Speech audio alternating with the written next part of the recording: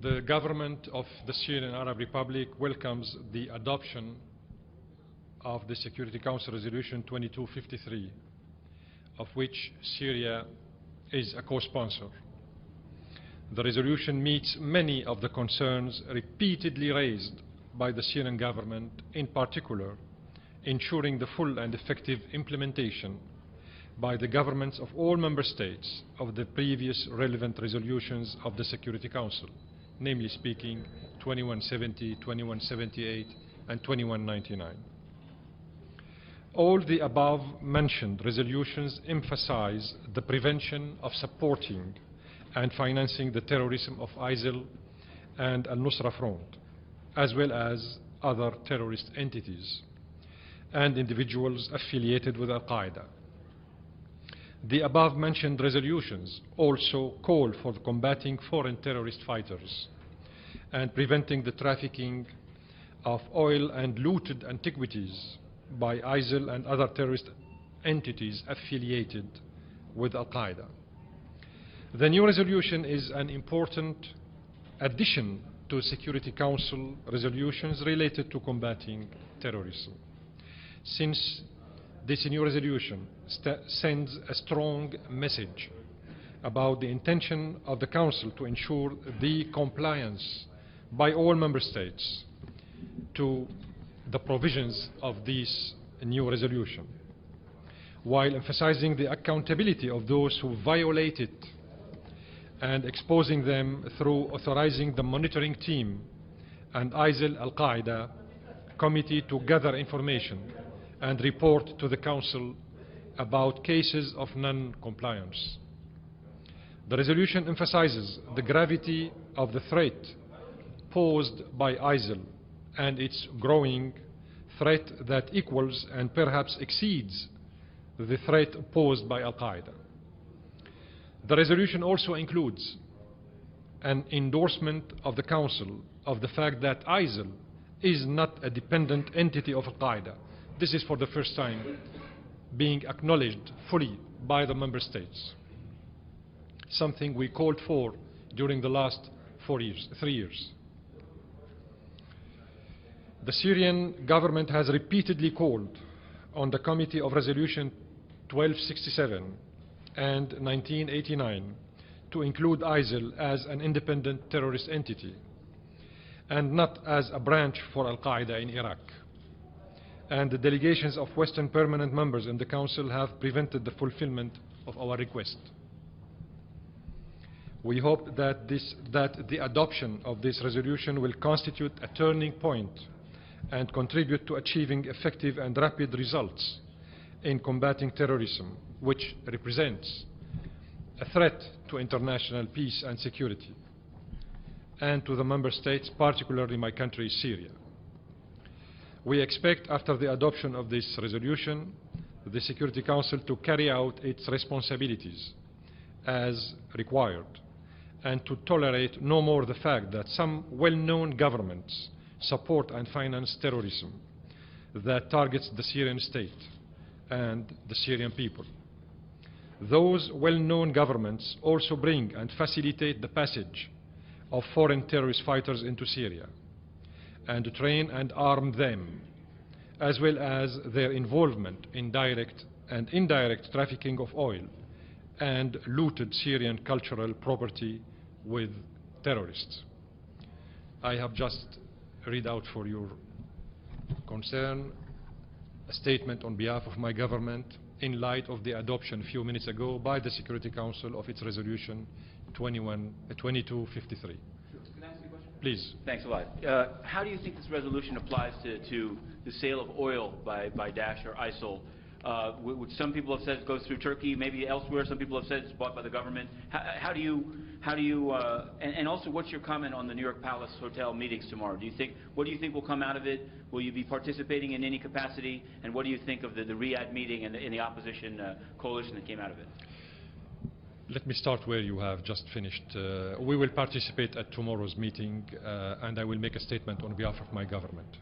Now, with regard to the first part of your question, this resolution, the way is described the way it was explained inside the Security Council itself a few minutes ago, is what we call a global framework to combat terrorism, meaning that this resolution constitutes a compilation of all previous resolutions on combating terrorism adopted by the Security Council. All, I mean.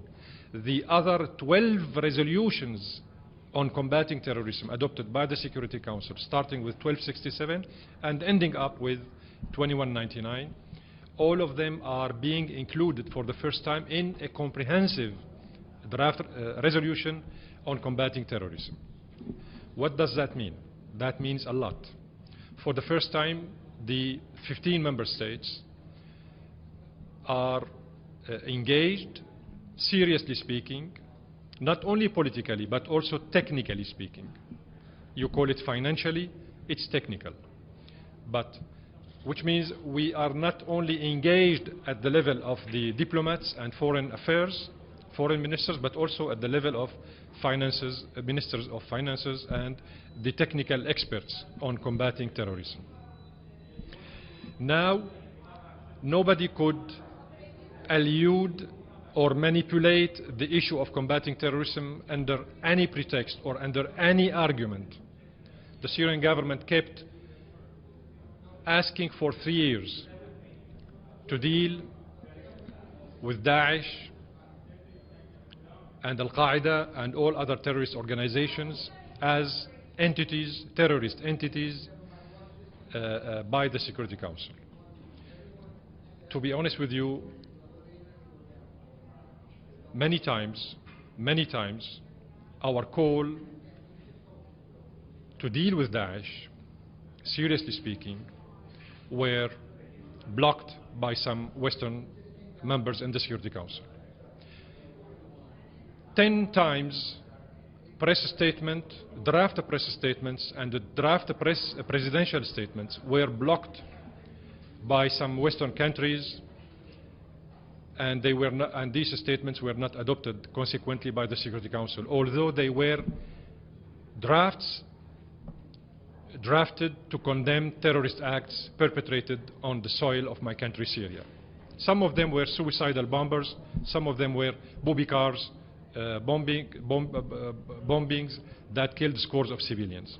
So now this new resolution will not give authorization to anybody to evade or misinterpret the Security Council iron will to combat terrorism. Here I'm, of course, including the issue of oil trade, artifacts trade, all of them illegal, definitely, which are fulfilled by the terrorist groups through Turkish mediators and through the Turkish soil. Are you prepared to participate in peace talks with the opposition groups that met in Riyadh? And have you heard any dates from the UN about when those talks will? I will comment on these kind of questions tomorrow in the meeting which will be allocated to this issue. One further question, though, on tomorrow. The timeline of the Vienna process has been announced for some time. Peace talks and a ceasefire in January, just weeks away. Is that realistic? I will address this issue tomorrow in a special press conference. Yes. Just explain to us how you'll participate tomorrow and how, you know, what your hopes are. We will participate as usual. I will make a statement on behalf of my government, as usual. I mean, business as usual. Russia has Ambassador. Russia has. In the morning. Excuse me. Ambassador, Russia has accused Turkey of buying oil from ISIS. Do you have any information on that? We did accuse the Turkish government of dealing with ISIS in this illegal oil trade and artifacts trade long time ago. If you may remember, we raised this concern 2 years ago. And at many times, at many occasions, our requests to deal with this issue seriously were somehow avoided by some influential members in the Security Council. Nowadays, we have just co-sponsored this resolution, and this is for the first time the Syrian government co-sponsors a draft resolution on combating terrorism. We did that because we believe that this resolution, if implemented, would prevent once for all the Turkish government from playing these double cards with everybody or misleading the so-called international community. It's no secret anymore that the Turkish government is deeply involved in this, in the financing of the Daesh networks, as well as other terrorist entities such as Ahrar al-Sham and other armed groups operating inside Syria. I would like to refer you to a very important article published this week by the Der Spiegel, which discloses for the first time again that European companies of telecommunications are providing ISIL with technological services to avoid the control of the special police in Europe as well as in the world. So some European companies are also involved in this illegal trade of oil and artifacts, and they are helping the terrorists of Daesh and Jabhat al-Nusra in the field of telecommunications.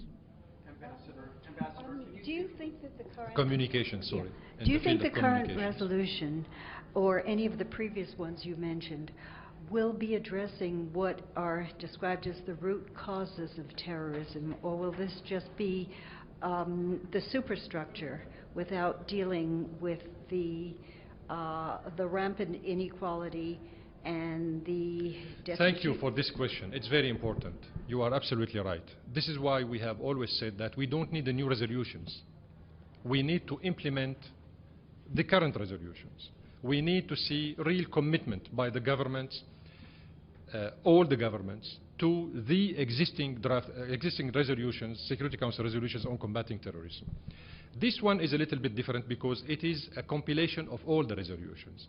It is the final standpoint by the Security Council on the issue of combating terrorism. For the first time, we are not addressing only and exclusively the financial issue aspect of terrorism. We are addressing all the aspects, not only the financial. This resolution does not address only the financial aspect. It addresses all the aspects related to terrorism. So all what we need is to see the member states' governments implementing this resolution and the previous resolutions also. Some of the members in the Security Council are an integral part of the crisis which exists right now in Syria and Iraq by helping Daesh, ISIL, and others. And here, of course, I'm referring, as I said, to the Turkish government, for instance. It's not a secret anymore. Even the Americans are criticizing the Turkish government for not controlling and monitoring the borders with Syria. So, I mean, this big issue is now well known to everybody. The Turkish government is involved, the Saudi government is involved, the Qatari government is involved, the Jordanian government is involved. Enough is enough. The Syrian bloodshed is not cheap. The Iraqi blood is not cheap. The Syrian blood is not cheap. We have to put an end to this hypocrisy inside the Security Council itself by some members. Ambassador, could you speak to tomorrow's meeting, your hopes, and maybe speak to issues of who you perceive as spoilers in the peace process? I will address this issue widely tomorrow. We need a soundbite to work with early in tomorrow, the morning. I promise. You can't give it to us now? You will see me tomorrow. Mr. Ambassador, the U.S. recently levied